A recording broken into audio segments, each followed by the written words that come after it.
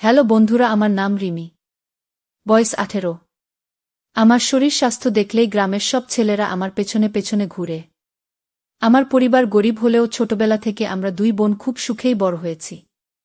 বড় আপু সবসময় আমার মা বাবার ভরসা ছিল। তার বিয়েটাও খুব ভালো জায়গায় হয়েছিল। আপু বিয়ের পর শহরে চলে যায়।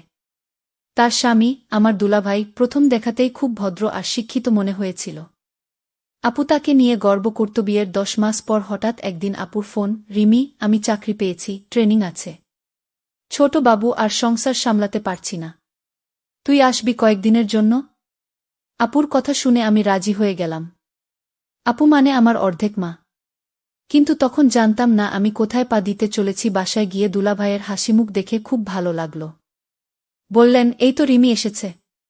বাড়ি এখন আলোকিত। তার হাসি যেন একটু বেশিই গা ছমছমে লাগছিল। প্রথম কদিন ভালোই চল। আমি রান্নাবান্না, বাচ্চা দেখা, বাসার সব কাজ করতাম। আপু ক্লাসে গেলে আমি আর দুলাভাই বাসায় থাকতাম। তখনও বুঝিনি এই নিঃসঙ্গতা কি ভয়ঙ্কর দিকে যাবে। একদিন দুপুরে আমি রান্নাঘরে কাজ করছি। হঠাৎ পেছনে এসে দুলাভাই বললেন, রিমি, তুই দিন দিন আরো সুন্দর হয়ে যাচ্ছিস গো। আমি একটু হেসে বললাম, আপু থাকলে এসব বলতেন। উনি বললেন, সে তো বোন, তুই তো উ। আমি থেমে গেলাম। যেন বুকের ভেতর কাঁপুনি উঠল। আমি তৎক্ষণাৎ রান্নাঘর ছেড়ে চলে এলাম। পরদিন রাতে আমি বাচ্চার পাশে ঘুমাচ্ছিলাম। হঠাৎ টের পেলাম কেউ আমার চুলে হাত বুলাচ্ছে। আমি আঁতকে উঠে দেখি দুলাভাই। আমি রেগে গিয়ে বললাম, আপনি কি পাগল?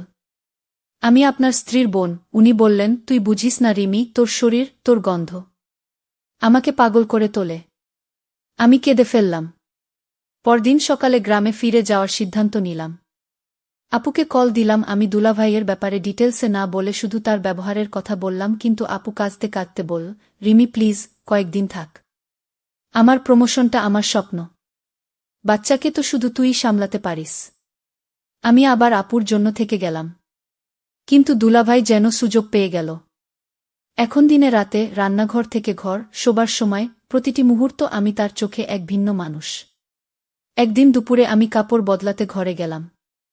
দরজা বন্ধ করতে ভুলে গেছি। হঠাৎ দেখি দুলাভাই দাঁড়িয়ে। আমি কাপড় টানতে গিয়ে পড়ে যাচ্ছিলাম। উনি এসে আমাকে ধরলেন। তারপর ঠোঁটে ঠোঁট। আমি ধাক্কা দিয়ে সরিয়ে দিলাম। বললাম, আপনি কি করছেন এটা? আপনি তো আমার আপুর স্বামী। তিনি বললেন, আমি ওকে আর ভালোবাসি না।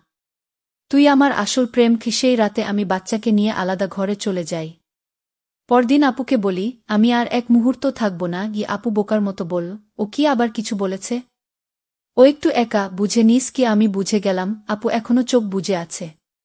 সেই রাতে আমি সিদ্ধান্ত নিলাম সব রেকর্ড করব। আমি ফোনে রেকর্ড অন রেখে রান্নাঘরে গেলাম। দুলাভাই এলেন, পেছন থেকে জড়িয়ে ধরলেন, বললেন, তুই না চাইলে আমি হাত লাগাতাম না রিমি গো। আমি চুপ করে থাকলাম। রেকর্ড চলল। পরদিন সকালে আপুকে সব শুনালাম। আপু ভেঙে পড়ল। শুধু বলল, আমি তো ভেবেছিলাম ও আমাকে ভালোবাসে গি। আমি বললাম, আপু তুমি নিজের চোখে শুনলে আজ। এবার সিদ্ধান্ত নাও। সেই দিন রাতেই আপু দুলাভাইয়ের সামনে রেকর্ড চালিয়ে দিল। উনি থম মেরে গেলেন। আর কোনো কথা বলার সুযোগ দিল না। আপু সোজা ডিভোর্স ফাইল করল। আমি ভাবলাম আমার জন্য আপুর সংসার ভেঙে গেল। কিন্তু আপু বলল, তুই না থাকলে আমি অন্ধই থাকতাম। তুই আমার চোখ খুলে দিয়েছিস গো। এরপর আপু নিজেই সংসার চালানোর সিদ্ধান্ত নিল।